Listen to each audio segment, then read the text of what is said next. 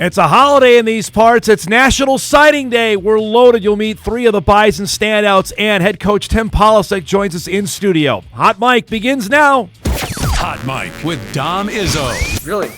Really, Dom? No. I like what Dom's doing. Okay. Dom Izzo. Jeez, come on, Dom. What do you think I am, a magician? Yeah, I'm fired up, Dom. What else could I say? Absolutely. It was great to get on the field, and then Dom came up to me, and I'm trying to walk away from me. I just wanted to enjoy myself out there. Hot Mic. Great job. There's got to be some kind of intelligent question about something. Coach Dom Izzo, WDAY in Fargo, North Dakota. Can you give me a layup or something? Hot Mic. Presented by Northwestern Mutual. That program is second to none. On the networks of WDAY. You know, if it's not about sports, I find it very hard to concentrate. Here's Dom Izzo.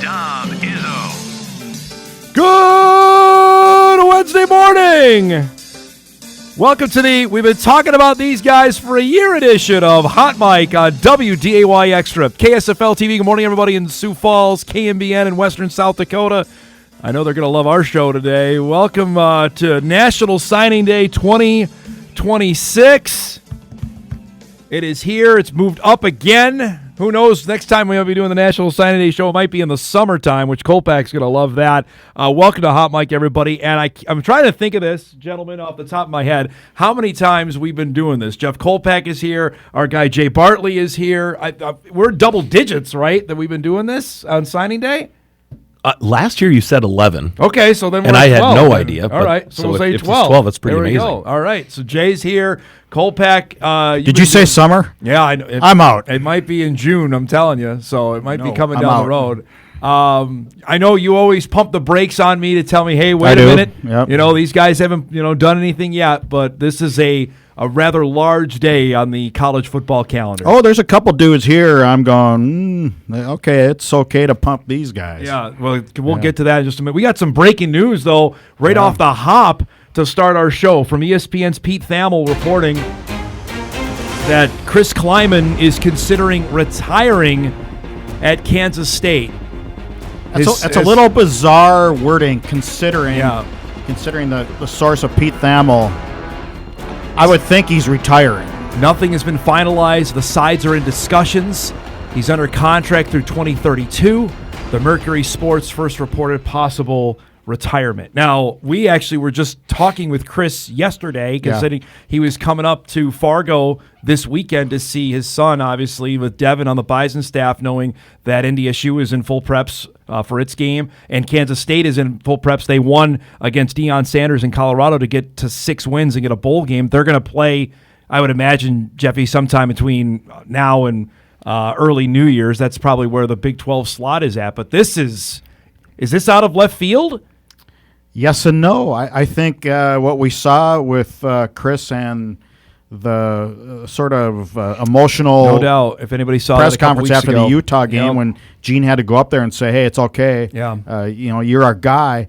I just think the changing landscape, and Chris, obviously, Jay, the changing landscape, and I think he once told me not too long ago that, I just don't coach anymore. Yeah. Yep. You hit it on the head. You don't coach anymore. He absolutely misses just coaching. And they all do, because I talked to Polasek last week. This is why these guys get into this profession, is to lead young men. Right. And now it's like these conversations are just a disaster. Now you got like running backs coming into your office and say, hey, I need $300,000 by tomorrow or I'm out of here. Yep. Yeah. I need more carries so I can earn $300,000 from somewhere else. Yeah, this ain't the 2014 Bison or 2015 Bison. No. Those days are gone. Chris is a defensive guy at heart. And I think he liked getting into the practice fray, if you will, of fundamentals and things like that. Yep. That's just not part of being a head coach anymore. No, and we saw him when we were in Frisco last year, and he already was telling me right before we talked, like, man, the stress of knowing I got to be on the phone. We can only do this for a few minutes because I got to be on the phone to make sure my team is here. It's been life-changing financially for the Kleiman family, and I think he's got to focus on his health and his family and just live a little, because it's been a challenge, no doubt. So if true, does this mean we're going to see him a lot more in the? Yeah, we might. Well, he's scheduled to be on Bison Game Day with us on Saturday, so I don't know if he wants to share some breaking news with us on Saturday morning. He could come back and coach corners, and we'd be just fine. So, yeah, that's the news out of ESPN with the Kansas State head coach Chris Kleiman is pondering or considering retirement. So if anything breaks on that, we'll, of course, report that here throughout the show. All right, now to the matter at hand. It is signing day. The Bison will officially, Jay, sign 20 guys today. Give me your overarching theme here of what you've seen out of the guys that are going to be coming to Fargo. Defensive skill class, small class, only 13 graduating seniors. Last year we were wowed on this day. It was one of those best classes ever. 35 youngsters signed last year, a year from today. Only 19 or 20 today. Certainly not as much scholarship money to go around. Last year hit some huge home runs. Speaking with Kleiman, excuse me, I'm staring at Kleiman on your screen. Polasek this morning, last year, really good at some positions. And we're able to take a little bit of a break, and they really feel like after seeing those guys for a year, they were completely loaded at a couple positions. We're able to take a break. You see no quarterback here for a targeted reason. Yeah. 2 kids they absolutely love in one class ahead of it. So excited about these 19 or 20 kids. A couple standouts that you were mentioning, Jeff. I think that we can talk about. I think they were going to go a little lighter on offensive line. Yeah, I don't think they were planning on offensive line. And all of a sudden, this kid it keeps visiting. I remember meeting him last year. We had a collective event. And you're talking about Tucker Thieneman right now? Yeah. And well, he has an Ole Miss offer and Florida offer. And I'm like, well, why am I meeting him? Like, he's not coming here. Yeah. Why is he here? Why are you here at a Bison basketball game with your entire family? And I'm looking at his dad like, man, you big family. Yeah. And so to see, to continue to follow that kid, and he never blinked. He committed. And maybe you asked me like overarching theme. This class was done 6 months ago. Yeah, honestly, it's unbelievable. The last kid in that signed or committed was on June 21st. They've gotten a handful of guys here over the last couple of months, but the heavy lifting, Jeffrey, was done in the middle of June. You're watching video of Thieneman here, and this is another reason, Jay, that they also maybe were to fend off. He only played in 3 games this year. He got hurt, which I don't know if that's a bonus for the Bison. Hopefully he's not really hurt, but if he'd have went all world all season, and he already had 4 massive, and these aren't like small offers, guys. No, we didn't beat Bowling Green and Tulane. SEC offers. I mean, here. For years we've beaten the MAC schools. I don't even consider those like big wins at times. No. When you look at SEC, and guys, they can't split those offers. There's not a 50%. I mean, someone at Ole Miss said this kid can get an offer. Someone at Florida said, yep, let's give this kid a full ride. I think it's a jaw-dropping get at a position we're loaded at. Correct. And he says, no, I want to come here and be coached. Tucker's going to join us at about 10:20 this morning out of Pewaukee, Wisconsin, which is another football factory there. Jeff, the Bison have 4 commits out of the state of Wisconsin, which they have hammered that throughout the Division I years, where it's produced countless fantastic players. You would expect that with, obviously, Tim being a cheesehead guy and growing up there. I see 2 things in this class. I see those offensive linemen. And is Thieneman going to be a guy like Ryan Babbitts? I think that's maybe a come in and give it a shot. There. Yep. And the other thing I see, and we saw this in the last regular season game against St. Thomas, team speed. You need the speed. There was a striking difference between the Tommies and Bison. I mean, it wasn't even close. And that's how you win. You win with guys who got the quicks, and you win with guys who can motor people off the line of scrimmage. And that's probably what you see here. NDSU got 5 out of the state of North Dakota. Kai Schlichting out of West Fargo, Cheyenne, who we'll show some video here in a second. Gunnar Thielges out of Lemoore, North Dakota. We've got to see him play in the Dakota Bowl the last couple of years. You met Trey McPartland yesterday. We had him on the show out of Valley City. Big deal there. Valley City getting its first Division I. And then 2 late guys, Jason Hunter, who won a state championship with Fargo Davies a couple weeks ago, and Cash Danner, who was at the St. Thomas game, who was committed to St. Thomas and then flipped, and he's coming to NDSU. 6'4", 225. Those are pretty good measurables that I think you can work with. Now, I never saw him play, but you look at linebackers from that part of the country. You think of Travis Beck and And you and find he athletes. He went viral because he flipped How during is that the game. possible?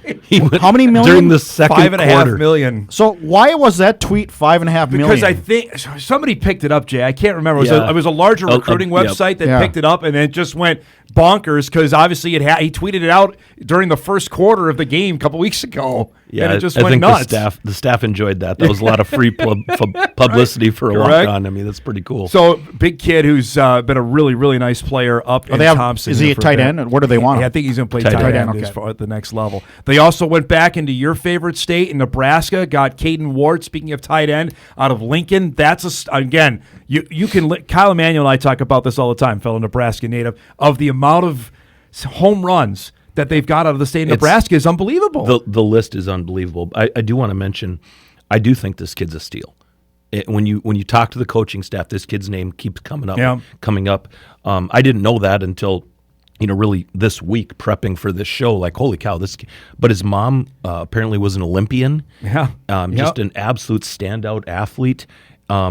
This kid can run and catch, which I like. I was kind of publicly pleading for that in the last 2 years. Like, can we have the tight end? Can we have a guy that can run? And suddenly Reese Kessel just became a complete he can run. superstar. You watch some of this video here. This is Caden here going over the middle and making. I mean, again, we're talking. This is not small football, Jay, as you well know. You know better than Jeff and I do in Lincoln, Nebraska, where he's playing. Yeah, that's legit football, and to get him up to NDSU committed and to keep him, I think it's a big one. Like I said, from an athletic family. Yeah. And I think we targeted that when Tim took this job. I think that was something he identified. Like, we have 1 million guys that can block, who can go catch a football and run after they catch it. And I can't remember the young man's name. He came out of Missouri. He redshirted. Gabe Cunningham. Thank you. I think Gabe Cunningham. They really like him. They really like him. And if you look at him, he looks the part of a guy that an athlete, almost like a basketball player in the Reese Kessel mold. So continuing to get a guy that can run and catch, I think is great. They had 7 commits, Jeffrey, out of the state of Minnesota. Clearly, the Twin Cities is always going to be important. I mean, there's a couple of outstate guys they got. You're going to meet Earl Brown from Pillager, who's just a hoot, who they think is a gem out of 2A football there. Doesn't that sound like an offensive line? Does. Earl Brown. From the 70s. Yeah, right? Braden Dozier is one of the highlight guys of this class. If anybody watched Moorhead's football team this season, Maple Grove came up here. Dozier is the son of former Gopher cornerback Uke Dozier. I mean, he picked off Mason West twice last year. If anybody watched the state championship game, they know how good Mason West is. This guy, and this goes to Jay's point, a cornerback. They got just athletes out there that can make plays. Well, first of all, I like his frame at 6 foot and 170. You think he'll probably get 180, 185 by the time it's all said and done. If and when he hits the field. The days of the 5'8" corner 170 are over. You need the guy who's 6'1". I think I look at Anthony Shadimi Alfaro, who's 6'1". You just can't have everybody 5'9". I just you Duffy's need about speed. 6 foot too, 6'1". So in that there's so many receivers who are 6'5" now. I think they loaded up at corner. They did, and it was a length. I think they're all going to start at corner. In fact, when I say I think, it's not like I know what I'm talking about. I'm hearing what I would say is good sources. Yes. They all won't stay at corner. Someone's going to end up at safety, but they're all going to start and say, "Hey, let's go to work." But when you look at where we're at in the valley, you need that long body frame, and I think they really killed that in Minneapolis. I think Grant Olson recruiting Minneapolis just continues to thrive in that area. But when you talk to Coach, he really talks about the defensive skill talent in this class and that type of body. Is it me or Q Barnslater out of Apple Valley? Mm-hmm. Some of the tape on him, and who's in Northern Iowa? Varmasani. Yeah, Varmasani. Yeah, is Marcus Williams' old buddy. All over this guy saying, you take it for what it's worth. Yep. But I started watching him a little bit, and I'm like, oh, wow, that guy's got some quicks. Plus, it's a name I can finally spell. Q. Yes. Don't have to look it up. Between him, godson Rufus Okunhamaru from Mounds View is a running back that they really like. I'll have to look that one. That one they really enjoy. They like, and then the one that we're going to have on here in just a few minutes, Deron Russell from Waseca. Jay, it looks like he might be the best basketball player in the state of Minnesota for this year. He's just the best athlete in this class. He's really, really impressive. His brother's at Washington State. I saw your article this morning. I was hoping to break that, and then you're all Sorry, over bud. me. But he accepts, he declines that offer. Yes, he had an offer, correct. not just that his brother was there, Yep. but that that's a big time offer, and he says, no, I'm going to be a Bison. I think between he and Kobe Russell, almost the same size, coming in at corners. Those guys are just jaw-dropping. I know Kobe Russell just took a visit to Northwestern last week. David Braun was all on him there. All in, full-blown, that's a Big Ten offer that the kid just says, no, I'm standing pat. I think that's when you look at this class. Like, classes can be really good, but if you get stuck at the buzzer and lose 2 or 3, which has happened, right, to us, certainly it happens to others, you lose your luster of like what you think of like could have been a jaw-dropping class, and this is just not a jaw because it's small. Well, but nobody bailed. Bingo. They stuck together. Yep. Yeah. They stuck together. I will say that there's a reason behind that, and a lot of it is these coaches now, they'd rather just go get portal kids. Yeah. So Right. Or not even just recruiting high school guys, right? And I loved that Tim mentioned in your paper, 50 kids in 2 years. Yep. High school. If you want to put your kid in camp, I loved hearing that. All right, one last thing here, and I want to hit both of you on this, and then we're set up our show lineup here. There's no quarterback in this class. What do we make of that? Well, something to ask Tim when he gets here for sure. It's interesting. I don't know. Well, the kid from Florida is really good. Xander Smith, who's Smith's a true really good. freshman. They also have Preston Brown, who's a Preston true Brown freshman, came too. in as an athlete that they were going to give a chance to play corner. And let me tell you, he could start at about 6 positions at NDSU. And they're going to Quarterback is one of them. They're going to keep him at he played special teams. He did. He did not redshirt. Don't be shocked, Dom, if you want to hear this. He might redshirt some point during his career, but it wasn't this year. He's one of those athletes that's so gifted. But when you put those 2 kids in the same class, it's difficult to recruit a quarterback because who wants to go sit behind 2 kids in the class ahead of you? So I thought that was actually pretty smart. You can only spend so much money at one position. So next year the quarterbacks will be Nathan Hayes, Trey Drake if nobody leaves, and then it'll be Xander Smith and Preston Brown will be the 4 quarterbacks at next year's I'm roster. wondering, is this a sign to Jet Feeney that, hey, there's no quarterback in this class? You're a smart guy. Although I don't know if the train has left the station on. If anybody watched that 6A championship game, man, the Power 4 offers are going to be, I think, coming for Jet. I believe that the Bison are in, and obviously Montana State have already offered, but that's a battle. But this time next year when we're doing this show, I'm really interested to see who ends up. What going. NDSU has in its back pocket, and it's the same thing with offensive linemen, is there are 4 guys still on NFL rosters who are quarterbacks. That's no doubt. How many offensive 4 guys linemen? and a guy up for the Peyton. Yep. And we're thrilled about next year's quarterback. Correct. Yeah. Who's next year's quarterback? Who's played 9 games this year? He literally once a game has one throw that I literally go, is that for real? Yep. This kid's in the FCS.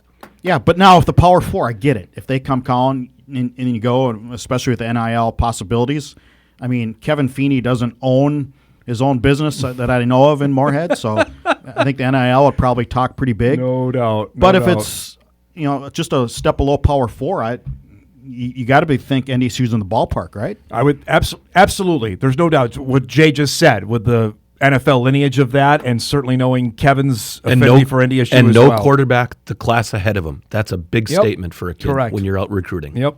Let's set up our show lineup here. We got a bunch of guests coming on in just a few minutes. You're going to meet Waseca's Deron Russell, cornerback, as Jay mentioned, maybe the best athlete in the class. He'll join us in just a few minutes. At 10 o'clock, we'll go to Pillager, Minnesota. You'll meet Earl Brown, offensive lineman there, after what has been an interesting recruiting cycle for him. At 10:20, Tucker Thieneman out of Pewaukee, Wisconsin. Young man who turned down Ole Miss, Florida, Missouri, Maryland, Louisville. He's coming to North Dakota State. And then the head ball coach will be here in studio, Tim Polasek, to chat all about it coming up to wrap up our show. So that is our signing day lineup here on this Wednesday morning. We'll take our first break. We come back. You'll meet Deron Russell out of Waseca, Minnesota, on why he signed with North Dakota State. That's coming up on a busy signing day show. We're back after this.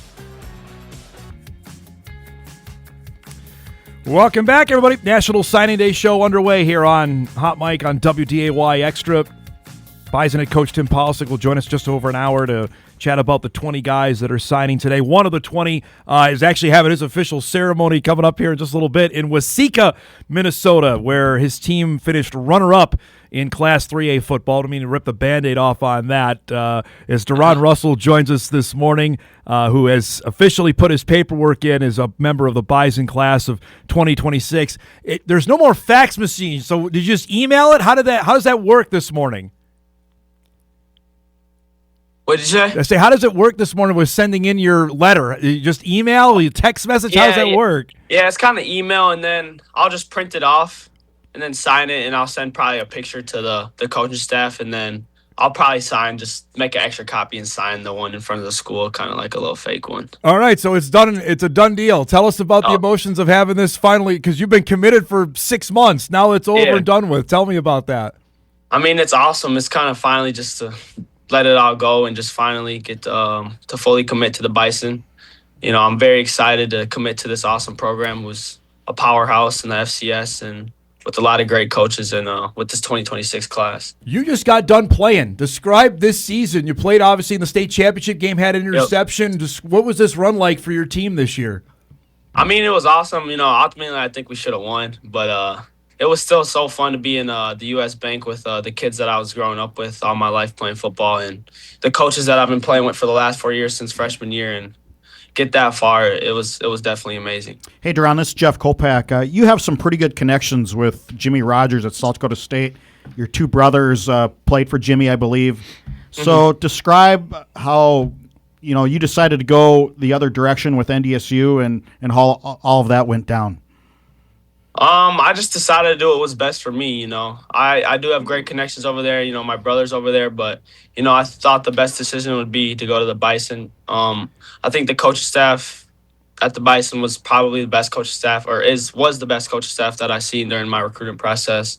I came across very few coaches like Coach Will during the process. I mean, the connection we have, the love, and just the love that he shows me, week in, week out, it's awesome. Describe that, Deron, about Will Johnson. He's played high level, played at Oklahoma. He's coached at Oklahoma, USC. What is it about his relationship with you that said this is a place I want to go to?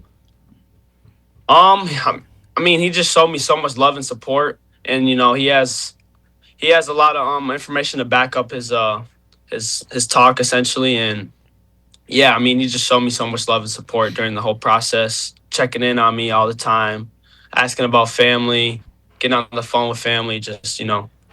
And he was real, too. You know, he's not just telling me stuff that I want to hear. You know, he's not going to sugarcoat anything. And that was really big to me. So I remember you coming up here this spring. I think it was right after the state basketball tournament because you had a dynamite, obviously, tournament there. How many schools were still recruiting you to play basketball? It was quite a bit. A lot in the Summit League, like SDSU, NDSU, UND, Drake, like – a lot of them schools, a lot of mid-majors, but yeah, it was quite a bit. So why football over basketball? I just think that football is kind of my future. I obviously love basketball since I was a little kid, but I just think I got a better future in football. Where are they projecting you to play, Deron? Have they told you that yet? Probably DB of some sort, so safety or corner. You play both ways. Could you still play wide receiver? Did you tell them that, hey, I can still play wide receiver? Travis Hunter. Hey, I could definitely still play wide receiver. Solid. If they need me to play both, I'll play both. I think people know, obviously, your hometown has produced some amazing athletes. Andrew Morgan played basketball up here not that long ago. Describe how good the athletics are in Waseca, in your hometown. I mean, it's really good. You know, we're used to winning a lot. You know, the past couple of years, I mean, we've won a basketball state championship. We've made it to the state championship last year for basketball and this year for football. You know, we've always just kind of been winners around this area. And, yeah, we got great athletics around here. My last thing for you, bud, I appreciate the time this morning. Describe knowing you got your ceremonies coming up here in just a few minutes. What's that like with all your teammates, friends, family? What's that going to be like here this morning?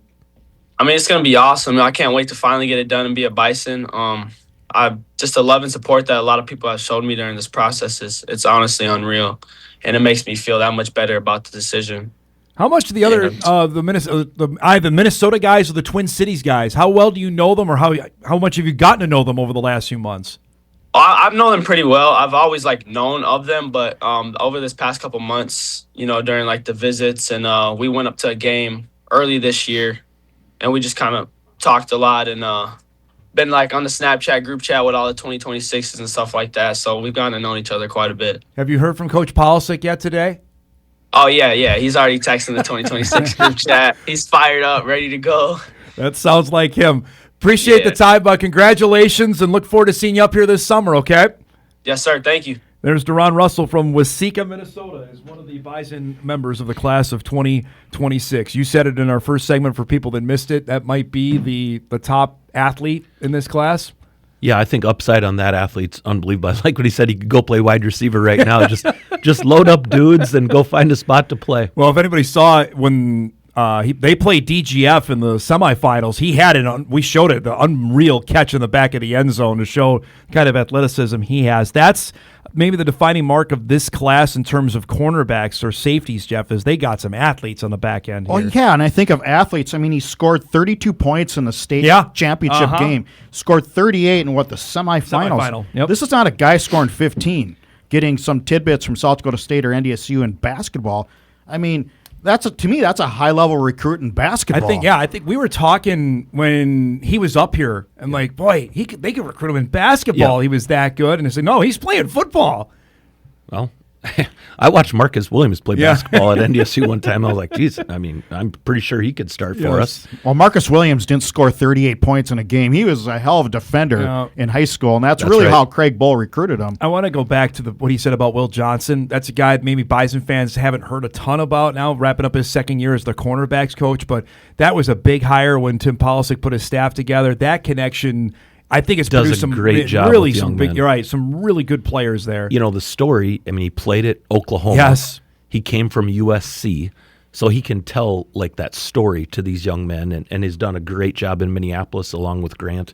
I just think, I've mentioned it, I think 3 times, the defensive skill talent, and depending on what league we end up in, you've got to have cover corners and nickels. Listen to you. Just going to drop that there and leave it? I'm going to leave it. What? Defense wins. I mean, you can talk about all you want about quarterbacks and running backs. Right. Who was NDSU second right now in FCS scoring defense? Correct. Was first most of the year. It's worked out all right there. All right, let's break, come back. We'll chat a few more other players we haven't got to yet, including some of the North Dakota guys as well that have officially signed here. As our signing day show rolls on, we're back on WDAY Extra right after this.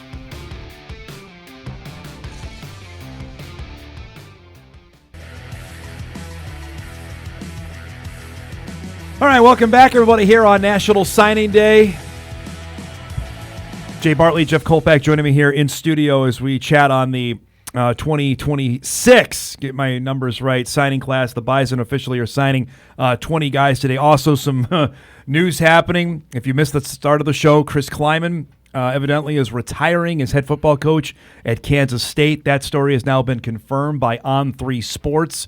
They're reporting it. There's a team meeting scheduled for tomorrow happening in Manhattan that will, I guess, lay out the plans going forward. You had heard that Colin Klein might be the next in line? Yeah, and I think they just moved his press conference to 4 p.m. today. Okay, so there you go on what's going on in Kansas State. There's Thamel reporting that. Klein was with Kleiman's original staff right before he left for Texas A&M. Correct, yep. Yeah, so it looks like he might be the guy to replace him. Chris is going to be up here this weekend. We're scheduled to have him on Bison Game Day on Saturday, so we might have some other things to chat about. 58 years old. I mean, it's certainly not old in the coaching profession if you put up against Pete Carrolls of the world. Correct. So what does he do now? Does he go into – do you think he's the type of analyst kind of guy?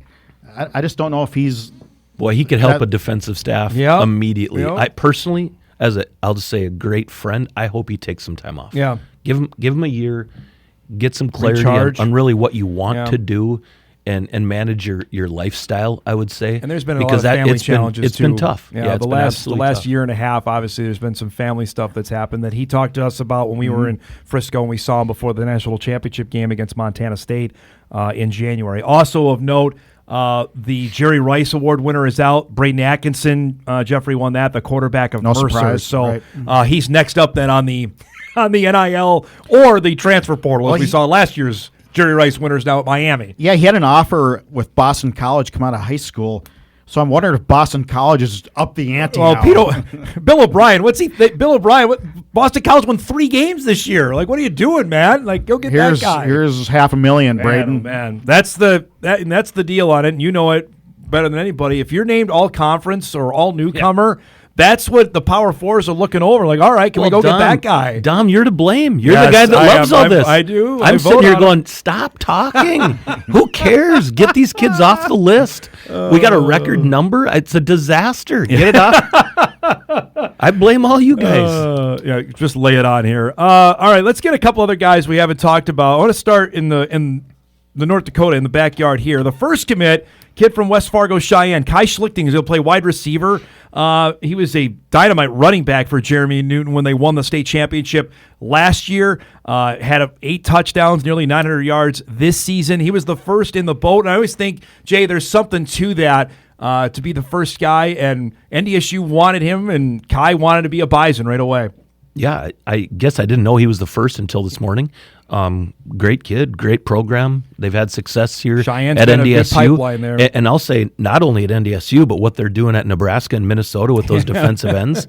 I mean, they're starting to be like this incredible pipeline. If you really think about kids that have come out of there. So let's just say I hope he's the next in line. But you look at 6'3", 195. That's a big, strong addition to what is an already very impressive wide receiver room. And he will play wide receiver, and you're exactly right. You're talking about Carter Menz, who's playing at the University of Minnesota, and Cade Pedshock, who's playing at Nebraska. Both guys played for Jeremy Newton and West Fargo Cheyenne. That's what we're talking about, the level of player that's coming out of the state now. That's good size for a wide receiver, and you need both, right? You need the 6'3", 200-pound receiver. You need the 5'9", Raja Nelson guys who got a little more juke to him.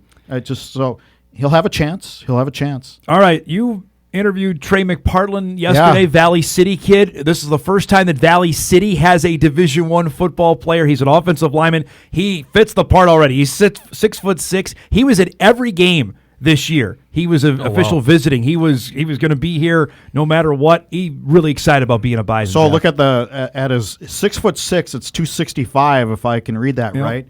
So I asked him on Monday, what's your size? And he goes, I'm 290. Yeah. Oh, really? He goes, well, I don't expect that to last. He's playing basketball this year after playing hockey the 3 previous years. Yep. That is the most unique transformation in high school athletics, which tells me that he's probably a pretty good athlete just playing hockey. Yes. Who was the last offensive lineman who was a pretty good hockey? I'm not saying he was good, but who was a hockey player? Joe Haig. Joe Haig comes right to mind on that. Yeah, he told me yesterday he was on Hot Mic. He hasn't played basketball ever, so this is his first go around doing basketball. So you're 6'6", say he's 280. Go in there, get me some rebounds, knock this guy off the block and into the padding behind the hoop. They also kept the 9-man train rolling, Jay, out of Lemoore, which is a spot the Bison have had some home runs. Michael Art comes right to mind. His son is getting recruited as well. Gunnar Thielges, who we've seen play in the Dakota Bowl the last couple of years, is a touchdown machine. I was introduced to his parents last week at the coaches show. They're sitting there having beers, and I was like, nice to meet you guys. And, what brings you? Well, our son's going to play here next year. I was like, oh, you came to the coaches show? I mean, how cool is that? Right. Just an unbelievable family, nice husband, wife, cheering on their son before they play in the Fargo Dome the next morning. Yeah. So I talked their ear off. What position? What's he like? And it was a pretty neat family. He's just a phenomenal player that's tore up 9-man the last couple of years for Andy Delabar, former Bison, that they finished runner-up the last 2 years. Honestly, he's been the best player in 9-man football the last 2 seasons. Such a Lemoore name, too. I mean, the name Thielges goes back to the 1976 Class B basketball champs. And I think it was Leon Thielges was the guard. Wow. Yeah, that's pretty impressive. Let's bring you back. Let's hope he's faster than Tom Shockman from Lemoore. I'm thinking he will be. But so, athlete, what's he going to play? What do we think? Yeah, did you get the scoop on that? I do believe they were talking running back. Okay. Yeah, but I guess I apologize for not being positive on that. The last, and we already met Cash Danner, is Jason Hunter, defensive end for the state champions from Fargo Davies that just won the 3A title 2 weeks ago. Big kid, 6'4", that they think they can put some pounds on this guy that could be another really good player on the edge. Spoke to Grant Olson yesterday, and he said he watched the state championship game, and he just flashed. He says, I have to get that kid. So a great late addition, probably arguably the last one to commit. Yeah, blocked an extra point in the state title game here. You know, we've talked a bunch of, the Valley City kid, all these big frames. I just think you can't get enough big frames for Kramer. And you put them in the defensive line room and see what happens in about 3 years. So those are the 5 out of the state of North Dakota. And I mentioned this on the show Monday, and this is no slight to these guys, but obviously the heavy hitters in North Dakota are next year with the 2 kids in Kindred who've got Notre Dame and Michigan offers. Kid in Stanley's got a couple of SEC offers. That's what we're really anticipating this time next year. I don't know, and you may know better than I, if the Bison have a chance at any of these guys. I mean, when you have those kind of schools coming in, you tip your hat and say good luck to them. That's all you got to do. Oh, I remember, we never had a kid get a Big Ten offer, yeah. And now these kids have literally, they could call up a coach and get an offer. They have that many offers from the biggest of the big. So when Notre Dame's kudos Dame's to them. Kindred, Yeah, right. it's unbelievable. So kudos to them. I think you recruit them hard, and you never know in this day and age. Correct. Some kids don't end up with the playing time that they want, back. and Yep. at that level. And I'm a type of dad says go play at the best level you possibly can, but they're always recruiting a 4 or 5 star right behind you, right behind you, yep. right behind you. Correct. And so it's really hard to even get to the field and then stay on the field. Remember 25 years ago or so when the University of Minnesota signed Greg Esslinger from Bismarck, the center, and you're going, oh, whatever. All right. You think you're going to go there. You're going Big Ten. Well, boy, times have changed in this state. Well, we just mentioned it earlier with the 2 guys that are from Cheyenne that are playing in the Big Ten. Petchak's a freshman. He's a true freshman, and he's playing, contributing snaps on the D line. Yeah. And men's for the Gophers, I mean, they're raving about him. Yes. I was watching the other day. He had 2.5 sacks in a half in the Big Ten. Yep. So these kids can play when they get there. And that's the thing that PJ's put on the full court press up here. That was not the case 5 years ago when we talked about it. Like, the Bison go and get whoever they wanted. And I think certainly got to make the conversation as well, and Bison fans may not like it. Eric Schmidt's going to make an impact too. I think we've already seen it what he's doing at UND. I will say that I agree. They're much improved. They're actually trying, but we didn't run into them this year. Yeah. That shocked me. This class was not like NDSU versus UND. No, none still of, more none the of it. Bison and the Jacks were still head-to-head on For it. sure. Yeah. But I was very shocked at seeing UND not fighting for this group of 20 kids. It used to be, when you talk about the FBS, it used to be Craig Bull at Wyoming would come in and try to get some guys. Yeah, or Viggs. Then Kleiman gets the job, and he plucks Langang out of Bismarck. Yep. Or Bismarck. Who starts? He does start for Kansas State. Yep. So that started. And I think, okay, other schools are going, And then Minnesota, correct, in the last 5-6 years has been a player with these recruits. And then other schools are seeing Minnesota come in, and then you have the Caden DeBoer connection with Alabama to South Dakota. And I think he's hot on the Moorhead receiver. Yep.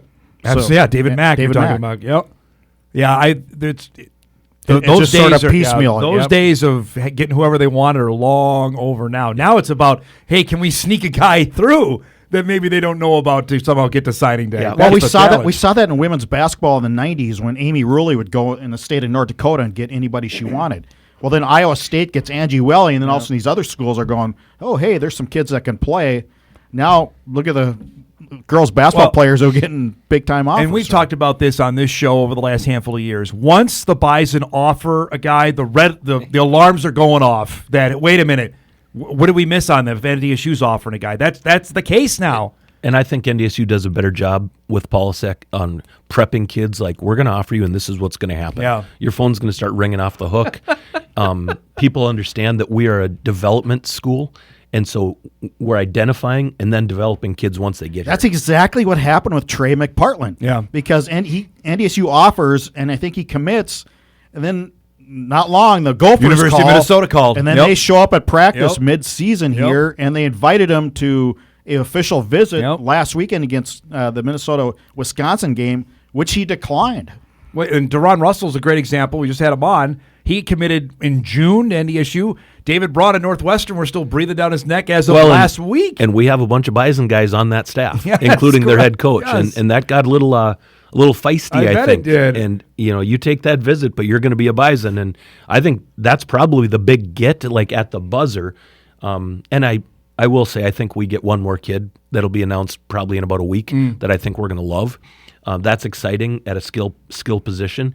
But yeah, I think keeping this class together. What do you say? June was the last one, and keeping this June 21st together was when Russell committed. That was Deron Russell. Was June 21. And it's just hard to put together a massive class when you have only 13 kids graduating. Right. I think that's an interesting point as well. And it's not a one-for-one. Like for people that don't follow this like we do in terms of, well, they have 16 seniors graduating. That means there's 16 spots open. No. That's not how it works. No. And we can get really into the weeds on it, especially because there's partials and the FCS level, how that is divvied out. But there's also a couple guys that are moving on from the program that opened up a couple other spots. So it's not necessarily, Jay, a one-for-one in terms of how they're replacing guys. Well, and paying kids NIL so they're not on scholarship. I mean, it's kind of the shell game and making sure you're getting the best talent that you possibly can. Honestly, I was looking at this before we break and wrap up our first hour. When you look at the amount of schools they were running into, it was South Dakota State. It was a bunch of Ivy schools, which is it, and they've done that forever. The Bison have. The MAC was in there. The Mountain West occasionally, but it was in that same footprint. And Polasek has made it known that Wisconsin is going to be the battleground. They're going to go in there. They got 3 out of the top 25 rated players in the state of Wisconsin. NDSU got. And that's big because that's crazy. Coach Gazer Goose has been dominant in recruiting in that and to make sure that Tim stayed, true to his beliefs. I mean, he's a Packer guy through and through. He's going to go and compete in that home state. But I think without Goose, Tim needed help, and the staff did a great job. Cody Morgan helped on that, being another Wisconsin guy. They had to secure some great talent. I would think there as well, and Eric Pinella, who is our director producer, is going to throw this at me, but Wisconsin's downfall might be everybody else's gain. Minnesota's gone in there and I think the Gophers got 2 guys, the top 2, I think, out of Wisconsin. The Bison got a couple guys. That's reflective of what we saw with the Gophers when Tim Brewster and Jerry Kill were leading the way. The Bison were able to go into the cities. It might be the same thing of what's happening in Madison, because we talked about that ad nauseum, that things aren't great there, that there are players to be had, apparently. Wow, if you're coach at Bucky Badger, you cannot lose guys to the Gophers. You just cannot. You can't lose guys to North Dakota State either. That would be. I mean, Minnesota is one thing, but Gavin Meyer is ranked number 1. I believe he's going to Minnesota, if I remember correctly. And they have one other guy off the top of my head I have to look up there in our next break. But that is stunning when you see that. But the 3 guys we're talking about, Thieneman was ranked number 9.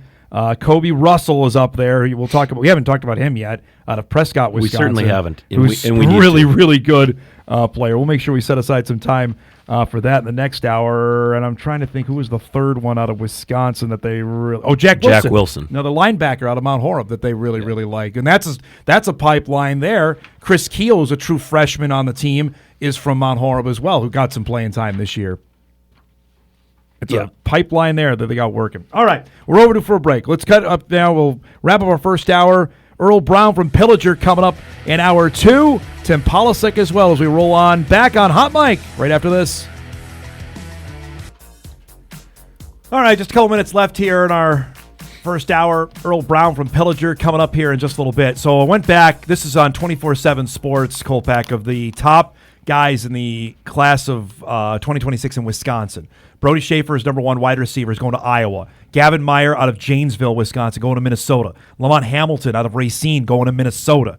The top Badger is until number 7, which is Ben Wenzel, who the Bison offered, a linebacker out of Appleton. And then Thieneman is at 9. The Badgers got 1 out of the top 10 guys on this website of the state of Wisconsin. Not good. Not good. I mean, that's a free. If Minnesota's got 2, I mean, it is hard. The coach is on the hot seat. When the coach is on the hot seat, it's really kind of hard to say, hey, that's where my son's going to go. The Jackrabbits got 1 at 11. Dominic Walters out of Franklin, Wisconsin. Beckett Schreiber is going from out of Madison Memorial, is going to Minnesota, so they're in their own backyard. Yeah, you're right. It does feel very Tim Brewster-ish. A little bit there. In the old Minnesota days, yes. All right, number 18 on that list, Jay, is Kobe Russell out of Prescott, Wisconsin. Another DB, and boy, his highlight reel is also impressive. Guy that the Bison fought on this one, fought a couple FBS schools for him to come to NDSU. I think we talked about Deron Russell. that was the best athlete, right? Basketball, football, that's the best athlete in the class. The best upside is Kobe Russell. Yeah. The upside is off the charts. That's an exciting guy. And again, I've repeated myself too many times today, but just several DBs go compete at corner.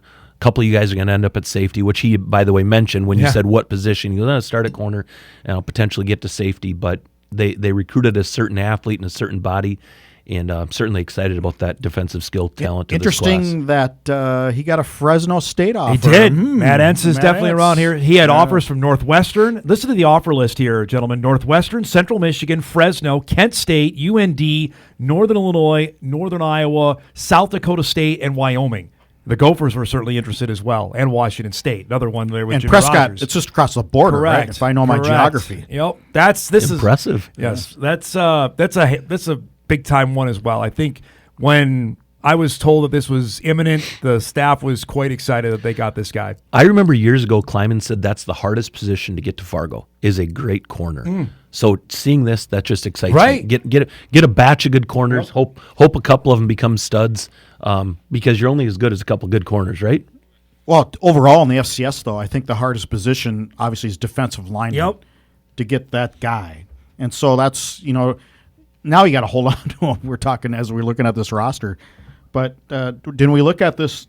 Is there any defensive linemen that you go, okay, there's potential here? See, I think they were what they hammered last year in the class that I don't think they necessarily needed to go down that road. And I think you get a good portion of your budget, so to speak, in a certain class. It's hard to say, okay, well, next year we're going to do it again. Right. Because you only have so much dollar amount. There's a budget per position group. Absolutely. Absolutely. I mean, right now, and that's the fight now to keep is Toby Anene, to keep Keenan Wilson. You mentioned that first-team all-league player. Zach Vanderpool was newcomer list there from a guy from Byron, Minnesota. And he's just bigger than everyone else. He's a large human that kid, I think, is the future. And then Chase Eving played from Hancock, Minnesota. They really like him. Gosh, I'm forgetting another true freshman that got some run this year. Not Stenbrotten, because I like him too. I'm blanking on it. He came out of nowhere, by the way. Another one. He made a sack, and I'm like, I've actually never heard of that kid's name. He was the first Polasek got, actually, when he got the job. He was committed to Syracuse. And Polasek was recruiting him at Wyoming and got him. That was a big flipped one. from Syracuse to come to NDSU, and that's worked out okay there. All right, we'll break. We come back. Earl Brown will join us from Pillager, Minnesota. You'll meet him, one of the Bison offensive line recruits for the class of 2026. It's coming up when we come back. This is Hot Mike. Hot Mike on the networks of WDAY. Here's Dom Izzo. Welcome back, everybody. Second hour ready to rock and roll here on our signing day spectacular. Tim Polasek will join us, NDSU head football coach, in about a half hour. All right, so we've run the gamut here on all over the place on different positions. Offensive line is always one that Bison fans will perk up about, and they got a couple that you're going to meet in this hour. One from Pillager, Minnesota. Earl Brown joins us this morning to chat about his signing with North Dakota State. And first off, congratulations. You told me you had your signing ceremony. How'd it go this morning? Good. It was kind of awkward, Mike, because we got the football players got let out of class to come watch, and our AD said he's never seen so many people in one room for a signing day. So it was pretty special moment. It was pretty good. It was fun. All right, so you committed, I want to say March. You've been on for a while. What have the last 8-9 months been like? Has the phone still been ringing, or not so much? Yeah, a little bit, but it's mostly just staying with. Talking to people, coaches have been great. The experience of at NDSU. Once you're part of the brotherhood, the team, the relationships just keep building and keep getting better and better as we go. Now, have you gotten to know like the guys like Tucker Thieneman, who's going to come here from Wisconsin? So I'm guessing you guys have already gotten pretty close just on the text message thing. Yeah. Me and Tucker have talked a lot, mainly since we're coming in early together and we're just figuring out room stuff, figuring out who's coming with us. But we've gotten to know each other a little bit. We've never met in person, but just every time one's been up, the other one had other things going. So we haven't met face to face yet, but we've talked a bunch. So what went in, Earl, the decision to come here and graduate early from high school and come here in January to to get here, to start your college career early? I just want to be the best I can be, and I feel like if getting up there a semester early gets me that edge over everyone else to compete, to play for the Bison, continue to be better, continue to make the legacy of NDSU just keep continuing and building and keep going. And I feel like for myself, it just pushes myself to come in and just get to work right away. Just get into a full schedule classes, just get into the rhythm of what college is going to be like for the next 4 to 5 years. And I'm guessing the weight training facilities at the NDSU indoor football facility are a little better than Pillager. I'm going out on a limb here, I know. Yeah. It takes. We have for our football team, we have to do 2 separate lifting sessions to get everyone in, and that's utilizing the weight room, the hallway, the band room. It just is all over the place in there. The band room. Okay. All right, you gotta tell the story, because you were on when you committed on actually playing offensive line. You were a defensive lineman and then made the switch over. Can you tell us about your initial thoughts of playing offensive line in high school? Yeah, I mean it's great. I've played both my whole life, but at the end of the day, I'm a bigger dude, and it's a lot funner and easier to move dudes than have dude try to move you. It's a lot funner. So it's just, offensive line's great. It's probably it is the best position on the field. There's no doubt about that. But yeah, it's just offensive line's great. It's the best position you can play in football. Earl, what position are you projecting and more excited to play on the offensive line? I'd like to stick with tackle, but I can play anywhere on the field as long as I'm on the field. You tell me where to go, who to hit, and who to run over. I'm good. I got to ask on this whole recruiting deal. When did NDSU first show interest? When did you think, okay, Division I football may be a possibility? Well, I knew since about my freshman year, I've been in talks with NDSU, and then going into my junior year summer when I came to camp and the coach was following me around, I got bumped up into higher groups. That's when it all came real and knew that I had that talent in me somewhere. I have to ask, because you commit in March or April, so then you know full well everybody's gonna have you in their sights. What was this season like playing, knowing, hey, we got to look for a big number 74 out there because he's awfully darn good? It was fun to know that people don't want to go against me. I mean, you can watch on film guys run away from me, knowing who I am and what I can do to them. But it's also great because it gives me that edge because I'm already in their heads going into the game, but also it gives them the edge to want to compete and take out my legs or do whatever they need to. But at the end of the day, it doesn't matter. We just run at the offensive line. We just run through people and we just get it done. So, Earl, Joe Haig from your neck of the woods, his path to NDSU and then to the NFL, did you look at that? Have you heard about that? Did that make a difference? Yeah, I've heard about that. I didn't actually know he was from Brainerd until I was on my OV and talking to Coach Bostad about it. And he came in as a quarterback or something, and then he moved down. He moved to tight end and then to offensive line, and now he's been in the league for I don't know how many years, but no, that's one of his NDSU's line is looked at that NFL level, and the way they perform is just always something that pulled me in since day one of knowing about NDSU. Is that a pressure knowing that of what the pedigree of offensive lineman is at NDSU that you gotta try and live up to that? I mean, yeah, it's a great honor to be part of that Ram group and part of it now. I mean, it's obviously, I wouldn't say pressure. It's a mark for me to hit. It's something I want to work to get through and just continue that legacy of great NDSU linemen. I want to go back to the question that Jeff asked you about. It's one thing to go into the next level. Another thing to graduate early. Senior year is a lot of memories. What was this a slam dunk decision? What went into that to say, okay, I'm ready to be done. I want to start college, but giving up basketball, giving up the last part of your senior year of high school? Yeah, I just one day I sat down, I talked to my parents, I told them I want to do this, I want to do that, I want to compete, I don't want to be in street clothes on the sidelines. I want to be in pads going out there competing and wear first spot every day. And I figured this was my best way to do it. Get there, get the weight training, get the meal plans, get everything, get classes done so I can be prepared and ready to go into the fall, ready to compete for a spot and play. All right, last thing before we go, a couple last things. Tell me about, we've had Coach Clark on the show a handful of times. What's it like to be coached by him? It's an experience, that's for sure. He's either a big puppy dog and he loves you, or he's throwing his headset or clipboard and screaming at the scout team. But it's great. He's a good coach. He has a lot more good athletes he can have coming to NDSU. He's a good coach. He's ready. You've been selected to play in the All-Star game at US Bank Stadium. What's that going to be like here next weekend for you? Oh, it's going to be I don't know. It's going to be the funnest part of playing football. I think it's just a nice way to cap off my senior year, to go have fun with a bunch of the best guys in the state, just straight football and memories. It's just going to be so fun. Are you looking to knock some of these Twin Cities guys off their feet and just show, hey, you know what? Pillager can play too. Oh yeah. I'm waiting. It's going to be so fun. I just can't. Yeah. Earl, thanks for the time, bud. Congratulations. Good luck next weekend. We'll see you up here in a little bit then, okay?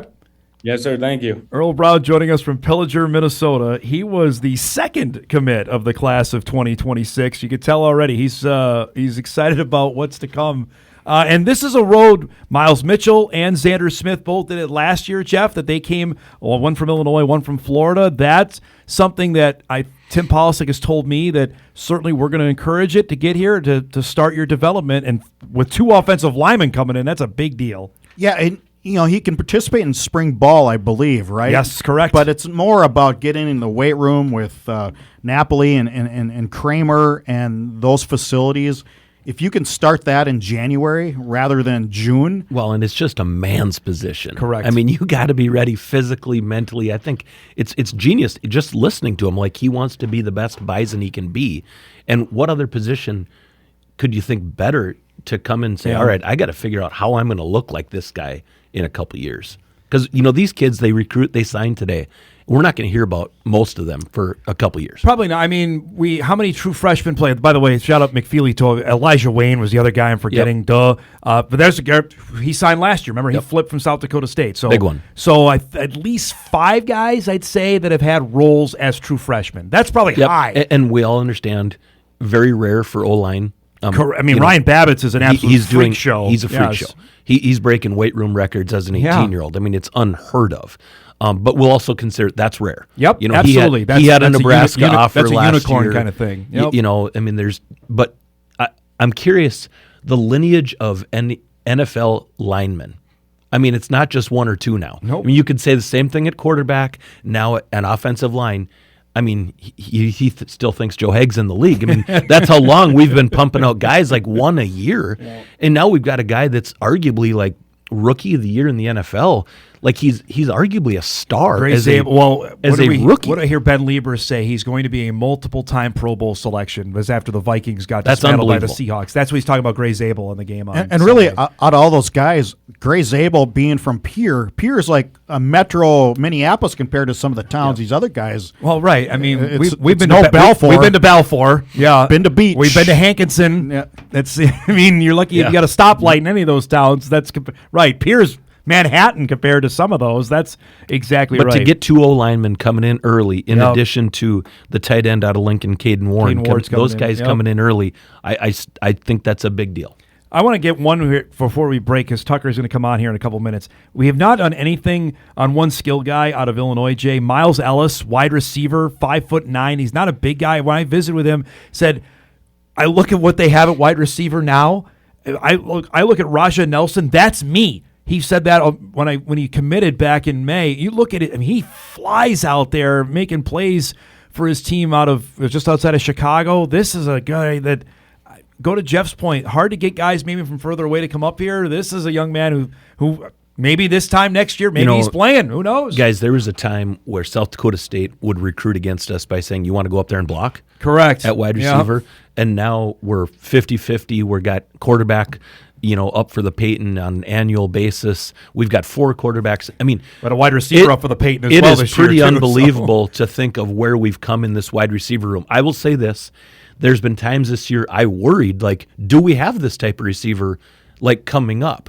because he's been around for so long. He's been dynamic. I mean, it's third down or big game, he's always there. So I was really excited to see this, and we're looking at some film right now.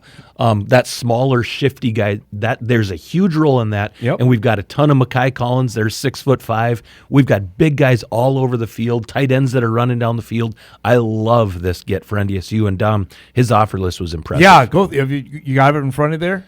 I don't. Well, before it is, I got it. Go ahead. I don't mind 5'9", because the top two NDSU players with most games played is Raja Nelson Correct and them on Braylon the- Henderson. Yep. They're Those both guys worked 5'9". out all right. And Dylan Vocal, by the way, who was another guy who signed last year, Maple Grove kid, wide receiver, could be a star. His coming stride, through as by the well. way, looked pretty smooth. Here's his offer list, by the way. New Mexico, Air Force, Army, Kent State, Marshall, Miami, UND, Indiana State. That's the list there. That's all. Those are all FBS outside of a couple that they beat him on. Yeah, no doubt. And also, he's from Illinois. Yep. Been a good area for us, and kind of fun to stay in that area. Again, when you look at what they've done Sam at wide O'Jury. receiver, yeah, that's just a night and day on that, where we were lamenting when the Jackrabbits would get a Jake Winicky out of Minnesota, that, wait a minute, the Bison even consider talking to him, and now that's a 180 at that spot right now. The depth, it's unforeseen depth at wide receiver out of all those years when you'd have like Zach Vra or Warren Holloway, or you'd RJ. have one or two guys. Darius Shepard. Well, I think Steve Crutchley, coming from UND, coming over and being like a star on our staff, coaching wide receivers. I mean, it's been unbelievable what we've transformed that room at. I'm curious, though, you mentioned that next year, knowing obviously Bryce Lance is gone, Raja Nelson is moving on, Chris Harris is moving on. That's three big dudes Very there, good players. right? And two of them are captains on this team that you have. Well, you look at it here. You have Collins coming back. Vocal, they really like a lot. Kate Osterman's in there. My guy, Johnny Gores. They're going to, Well, that'll be the proof, spot, right? Yeah, that'll be the one position that'll have to be retooled, I think, the most. Well, Bryce Lance had one catch before he became a very superstar. true. So sometimes you just need opportunity. That's exactly right. All right, we'll break. We come back. Tucker Thieneman will join us from Pewaukee, Wisconsin, on turning down the SEC and the Big Ten to come to North Dakota State. That's coming up when we come back.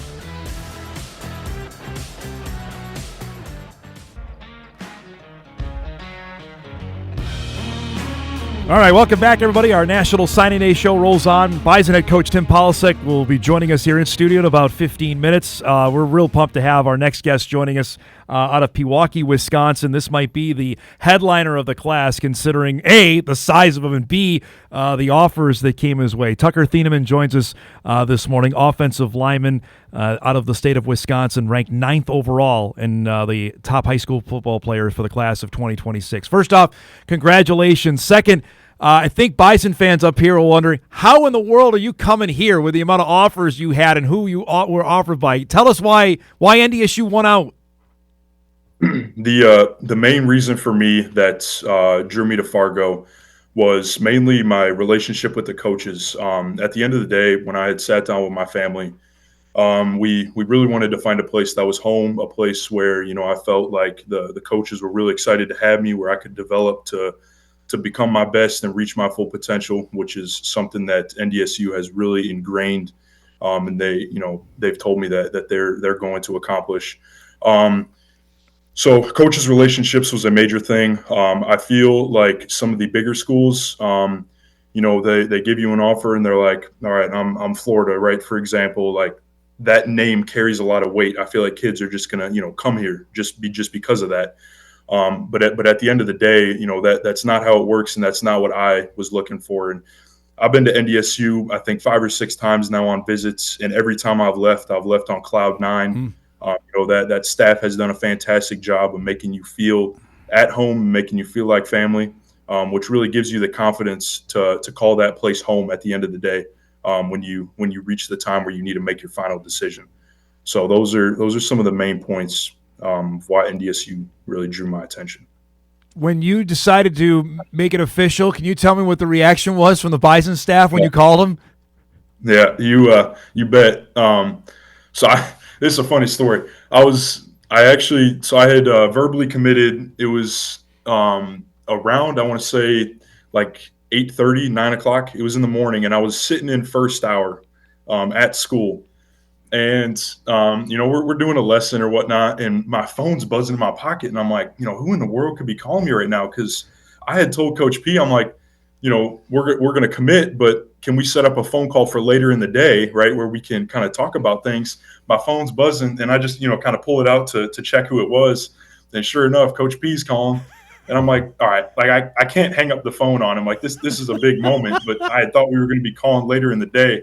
So I raised my hand. I asked my teacher, can I step out of the classroom? Like the head coach of NDSU is calling me. So I step out in the hallway, and Coach P is just like screaming, the fireball he is. He was just so excited. So he was so pumped up. So I was probably out in the hallway, for 30 minutes because he was like, all right, we need to do this, get this official. I need this paperwork then, and all this kind of stuff. It was really cool because for me, like, that just reassures, like, this is the place I need to be. This is, this is home. But it was a great time. I got a crack out of that. I wasn't expecting it to go down like that, but that's how it went down. So the offensive line coach at NDSU, Dylan Shimura, obviously a great Wisconsin name, a Green Bay name. Any difference in that? At the start, so I was really, really looking forward to, Coach Larson being my coach. And when that change had first happened, because Coach Larson, he'd been recruiting me for, I think it was almost a year now, right, when that change happened. So at the start, I was a little skeptical, and Coach Larson could tell from the phone calls we had. I was just a little hesitant at the time because I didn't, know what I was really getting myself into. But then after a track practice, Coach Chewy called me, and because NDSU does like weekly phone calls. So my first one was with Coach Chewy, and like we kicked it off right away. I was like, I'm really confident that this is the guy that, is going to be leading me and that I'm going to be looking to. And from there on out, it really skyrocketed. Like we clicked right away, and I was like, all right, it reassured. Tucker, I had Coach Frisky on the show right after you committed, chatting about the other offers that came in and how legit they were, how interested they were. Can you describe, was it overwhelming when it's Ole Miss, Maryland, Florida? Just can you describe what that period was like? And then the Bison obviously in there too? Yeah, it was extremely overwhelming. It was rough just because, all those big time schools and the names, they carry a lot of weight. And I'm sitting there and I'm like, all right, like what am I going to do? And really it again came down to relations, but then those conversations with those coaches had kind of died off just because, they feel pretty confident that, they had me. But it was extremely overwhelming. People are like, oh, I really wish you were in your shoes. But at the end of the day, like when all that stuff is coming your way and you got to sit down at the table and, whittle it down from some big time schools like that, it's hard. And I don't want to say I really caught some backlash, but people were really just like, what are you doing? Like you got this sitting on the table, man. Like you need to capitalize on this. Like, and they were just shocked. Like NDSU, really? But again, it comes down to those little things, and and that's what NDSU really just did better. But it was very overwhelming, to say the least, to answer your question. You had to deal with an injury this year. Tell us about that, and just the fact your senior year got cut short. That obviously wasn't the plan of what you wanted for your last year of high school football. Right. It was extremely rough. Week 3, it happened like late third quarter, and I played the rest of the game. I was just like, all right, another bump and bruise. That's a game of football. I wasn't expecting much of it. But a week after week 3, I was that weekend, that Saturday, Sunday was brutal. Like I couldn't even walk. I was on the couch all weekend. And my parents, like, swelling was huge, and we went, got an MRI, and sure enough, torn meniscus. But staying on the sideline is brutal.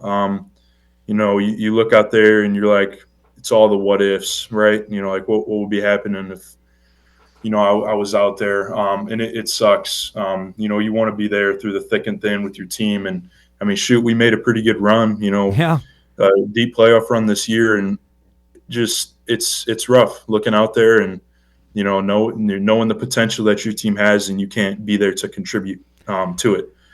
So I was struggling, but I mean, obviously I had to look at the positives, and I knew that everybody had my back. And I mean, really another thing is with that whole injury, you hear some stories about like schools pulling scholarships, right? Because some kid's injured, and I was real nervous about that, to be honest. At the start, I was like, what is NDSU going to do? But I had my first phone call with Coach Larson about my injury, and he was like, Tuck, don't worry about it. It was that whole conversation was just all like, how are you doing mentally? Like, it was a lot about me, and less about the football aspect, which it just shows the person-to-person connection that I've built with them. I really appreciate you doing this, bud. Congratulations. Good luck at your ceremony, and we'll see you up here in a couple months, okay? Thank you, Coach. I appreciate you. Tucker Thieneman joining us here this morning on the big show as he is signed and delivered. He'll be playing football for the Bison. He'll be in January out of Pewaukee, Wisconsin. All right, we'll break. We come back. The head football coach is here. Tim Polasek will join us to give us the lowdown on the class of 2026. That's coming up on the other side of the break. We'll be right back.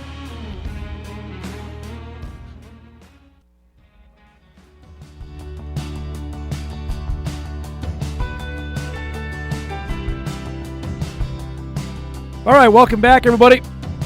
We got the head football coach here in studio. We might have to start charging you here. This is 2 weeks in a row you've been in studio now here. This is a big deal. There's some fine print in my contract that we're obligated to work together as a team. You guys are an extension of the Bison. Oh, man. I love it. Hey, congratulations. So this has come a long way from the old – there's no faxes anymore. Is it just a text message that they send you, or how does that work? It's completely different because there's so many things – that are going on around football games. That's the biggest thing. And for coaches, going 1-0 is the biggest thing. And I'll touch on that first. We got a good football team coming into the Dome here, and I'm not sure that everybody's hearing me. They have our full attention, and we need the Dome to be raucous. And again, I'll say it, these kids have really deserved it. A bunch of all-conference players. Yeah. Some coaches that want to coach here, and I think it'd be pretty cool if we could pack the Dome. But going back to signing day, I still remember Coach Bowl taking so much pride in setting up some donuts, having the coffee, make sure everybody's here by 6:55. Yeah. And then you would wait literally for that fax to come across, and then it was pure joy. Well, this morning we got punt meetings going on. I kicked Coach O'Jury out of his running back meeting because it was going on where I wanted to be stationed kind of thing. And so there's just a lot more going around it. I think the unfortunate part, like holidays or birthdays, it used to be its own thing. February 4th, coaches knew you were going to get 5 days vacation afterwards because you had sprinted and scrambled around for official visits in January, and then you finished the deal. You were tired. And it was such a celebration for not only the coaching staff and the program, but the families. And it was a huge big deal. Right? Yes. Yeah. This is centered around high schoolers coming off of football, going into wrestling, going into basketball. We have a game to play.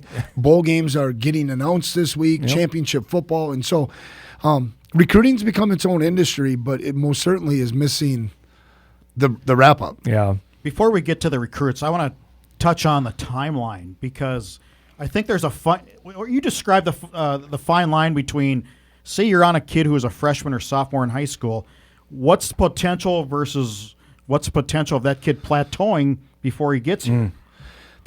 So we talk in our program, you guys get bored with me, but like even when a kid commits, we talk about you have to compete and prove and be tough every day. We're going to continue the evaluation process all the way to signing. So to touch on your point, I talk about Joe Alt a lot.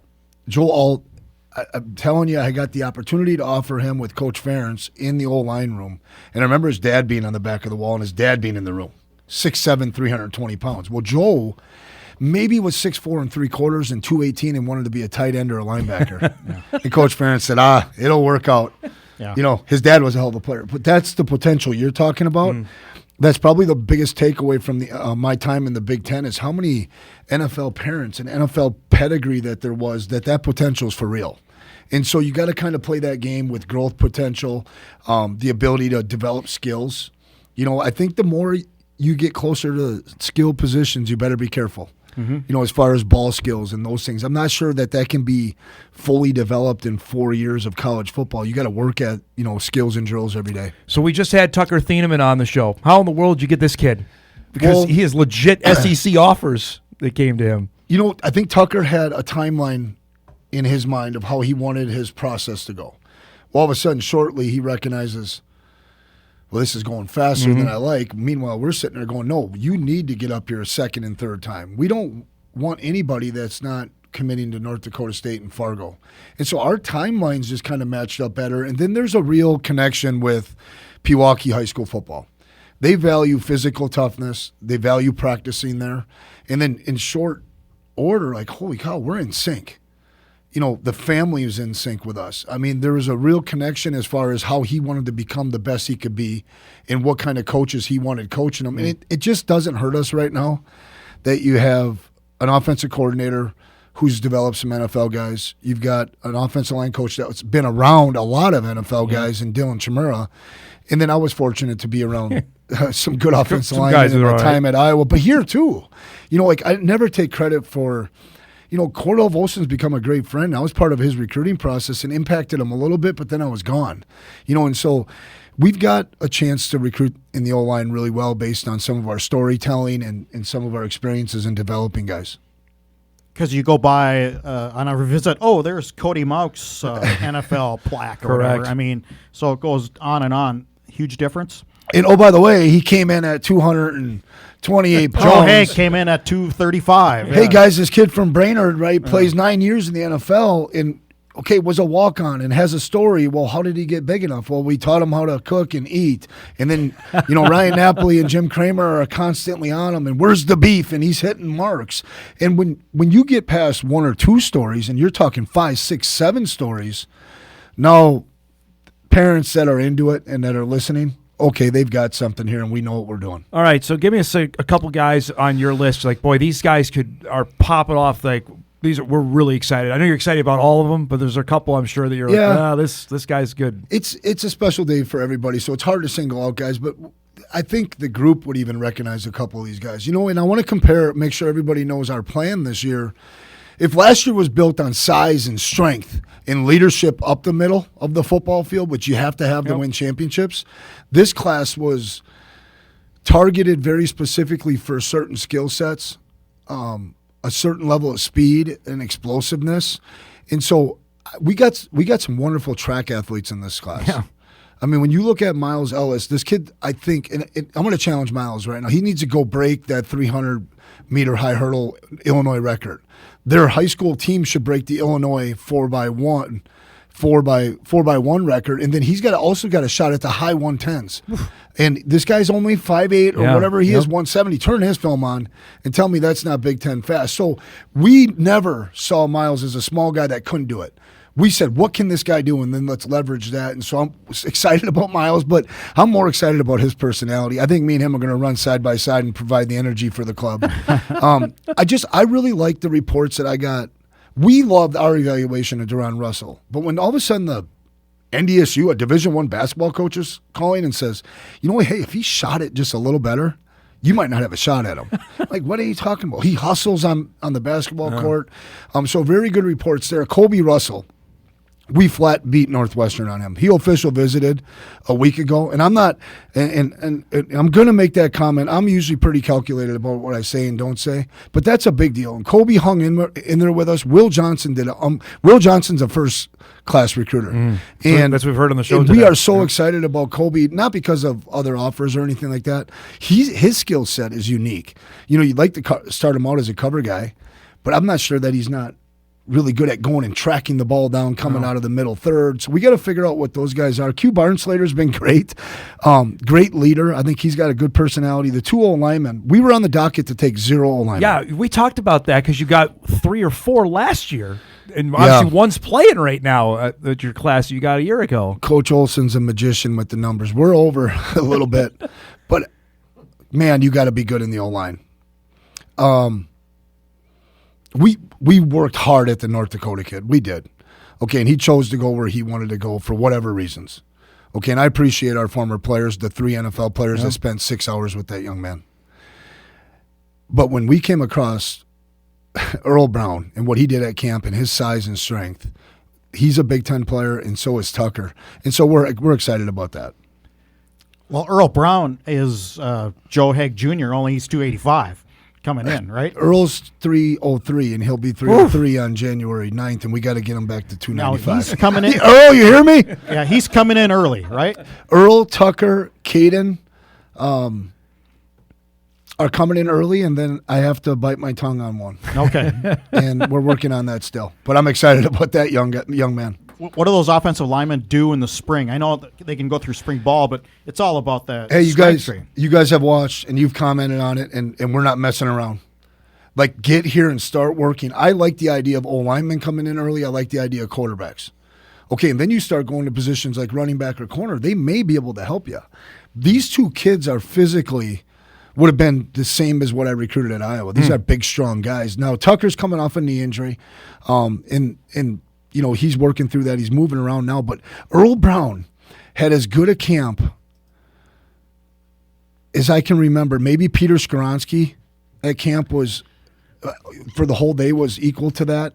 There's been that worked out all right. Yeah. Earl's awesome, and his family and what they've been through and what his dad, Earl, does, you know, overseas and things like this. Kid's got some leadership and some maturity to him, and I'm so happy everything's worked out. His girlfriend's going to come to school here at Morehead State, and that's big time. Plus he lives by great golf courses. Yes. I guess you made a few more visits than usual? I promise. Well, Dylan did, and I did myself one time, went to the school, walked around the whole school, got a feel for that. I really have a appreciation for Pillager, but I'm excited to get back up there, and I'm going to find a little lake cabin. Yeah, I'm sure you will. Maybe go over for a free meal and then fish. Ask Brock's back. He's got cabins somewhere. So he's in Wisconsin. Yeah. So on the outside, Tim, people are going to see this and see there's no quarterback. Can you dive into that and what the reason for that? Well, yeah. So what we did last year was we took two. Correct. A real specific. I appreciate Preston Brown's parents so much, but I think that's a mutual deal. Preston was such a great athlete, and I always saw him as a quarterback, but we kind of agreed to a plan. He's played this year. He burnt his. You know, he played as a freshman. Games, yeah. So the idea for Preston would be to redshirt him next year, play him in 4 games in a multitude of ways, continue to develop him as a quarterback, and then him and Xander got to duke it out, you know, for that slot or that spot. But we took 2 last year. We really are on the docket to have 4 on scholarship and maybe a 5th as a walk-on. So we got 5 on scholarship currently right now. Yep. Cole's leaving the program. And I really like the 27 class. I can't be specific about that. Yeah, there's some guys. But, you know, well, we have only offered 1. Yep. So I like what we got going on in the potential of 27. And, no, I think it's all worked out good. I was not going to not take those 2 kids last year. And then so that kind of caused us to have to be able to hit pause here. I got to ask on your first commit was the West Fargo Cheyenne kid. Kai Schlichting was – guy, big kid, wide receiver. You've had success out of that program. Describe what of Kai and what he can potentially bring to your team. Well, okay, as we dove into the recruiting, me and Stevie had to work through some things because he's a pretty good long jumper. Track athlete. And me and Stevie got talking, you know, Stevie, how do you see him, that kind of thing. You know, it always falls on football if he's going to be a scholarship guy. And I'm still kind of open to if he wanted to for the first spring, do some things. Stevie's actually talked to Preston Brown about the javelin. And that might be a little bit different conversation. So anyway, but the longer Keely was really important. His mom, she's a kind-hearted, fun person. Her and Jill, my wife, connected, and it just started making some sense. And he's pretty versatile. The thing is, he's going to come in as a wideout, but we got to really. What does he do best, and how do we leverage him? You know, he's a scholarship football player we're excited about. I just kind of like the whole story, and Joe Brashaner had eyes on him a lot. You know, one of the advantages to when coaches have high schoolers is they can go to every game, every sporting event, even cheerleaders. That's a huge advantage. So he's got some development to do as far as, you know, ball skills and those kind of things, but I think he's pretty big and has some good, you know, speed and explosiveness. Yeah, 22-foot long jumper. It's pretty good. That'll work. Yeah. I got to go. You went back to Nebraska, and Kyle Emanuel, I think, have talked about this as being Nebraskan that he is, that I can't remember a guy that you didn't get out of there that didn't become a home run on that. Why is Caden Ward maybe the next in line to potentially do that? It's another great story. I mean, we jumped on him. He's a move tight end. So he's in that category of a Cocat, maybe a Truman a little bit. Truman leans fullback. This kid leans tight end. I think there's some things he can do. He was pretty good on the defensive side on the edges too, which told us a lot about his ability to strike. One of the things that we want to make sure we're always hitting on is the ability to take on contact and to be hit properly and the ability to strike people. And so I think that fit. And then he had a big year catching it this year. But I really liked once you dove into him, right? You started talking about his mom being an Olympic, athlete and training and like her story. And we're talking about cooking and stuff on the official visit. I'm like, this is a slam dunk, you guys. Let's get this thing over. But he came to camp and that was really speedy. Like, you need to get up here and then we're going to send you home, then come back up for the official visit. That was really fun. Their family is awesome. 6'3", 217. Is he big enough? Can he get big enough? Oh, yeah. I would even say a 6'3", 210-pound kid is in the wheelhouse of getting to touch 235, 240. Reese Kessel's up to 242 already, and he came in at 206 or 7 or something. Not bad. All of them. Isaac Ellison, kid. I hate that about recruiting. Man, these freshmen are on campus and you're done talking about them. But Isaac Ellison came in at 204. He's 226 already. Gabe Cunningham from last year, 6'5", 207, I think when he got here or so, 208. He's 229. Jeez. All right, we got to break. You got a couple more minutes before you got to get out of here? For sure, All right, we'll break here. We'll come back. A couple minutes left here before we get out of here with Tim Polasek joining us in studio to wrap up Signing Day 2026. Back after this. All right, I say this every year. The show goes by super fast. We used to do like 3 hours. We can't do that anymore. Why not? I don't know. They got to do the news, which is coming up. We got Tim Polasek here for just a couple more minutes. So we hit on a couple of the North Dakota guys. We mentioned Kai Schlichting. You got Trey McPartland we met, who played hockey forever and now is playing football out of Valley City. It's a big deal for them. Valley City's never had a Division I football player. Yeah, really interesting. When I first went there with Rob Hunt and watched him work out, I said, he's something. Body type was hard to put a finger on, and then he came to camp. He had a really good camp as an old lineman, and he's up to 290 already. Oof. And his dad played some college ball, I believe, at Sac State. So really like the makeup of that kid and how active he is, whether it was hockey or basketball. Cash Danner, his tweet blew up because it happened during the St. Thomas game. I don't know if you saw that. It got like 5.5 million views. Yeah, one influencer grabs a hold of it. He's like, this is the best decommitment ever. But the other interesting part with Cash is just how his mom, I think, was an athlete at UND, and it took a second to turn the corner. Yeah. We're grateful for Dash. Again, there's another really big physical guy that we got to figure out exactly how does he fit into that tight end room, or is it somewhere else? We've seen Gunnar Thiel just run over teams over the last couple of years in 9-man. I think you went and visited him the day after Frisco. Is that right? You were down in Lemoore? Yeah.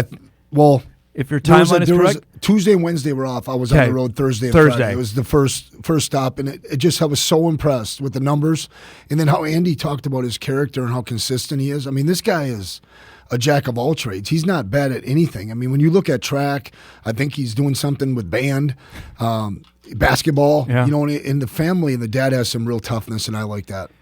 Well, we were visiting in break here. Obviously, Thieneman gets all the headlines of the offers, but you mentioned you beat Northwestern. You're beating SEC schools were offering a couple of your guys. What does that say, about, I guess, the level of players that you're offering right now? Yeah, we're fighting with the people that we want to compete against and winning at times. I'd even throw in the Pac-12 with Deron Russell. Yep. There was some he was out there. His brother was out there, that kind of thing. And Deron made his own choice for himself. But here's the deal. Some of this early stuff comes from now a GM or recruiting departments, and then it gets to coaches, and it has to be approved. You can track it, and you can see when it gets to be in that real category, especially if they're talking about official visits and getting guys on campus. For all these guys, that was the case. That was the case for every one of these guys as far as their recruitment was real. And Tucker was off and running with it. But I think Tucker really wanted to stay upper Midwest and be connected with people that are similar. The big news started right when our show is coming out of Manhattan, Kansas, that Chris Kleiman is going to retire. I'm just curious your thoughts on and how often you talk to him, and was this anything you heard in the offing? I'd probably say we talk on average throughout a year once a month. In certain times of the year, it picks up more than that. Yeah. We love talking about golf together. You know what? A great coach. I think football lost. College football lost out today.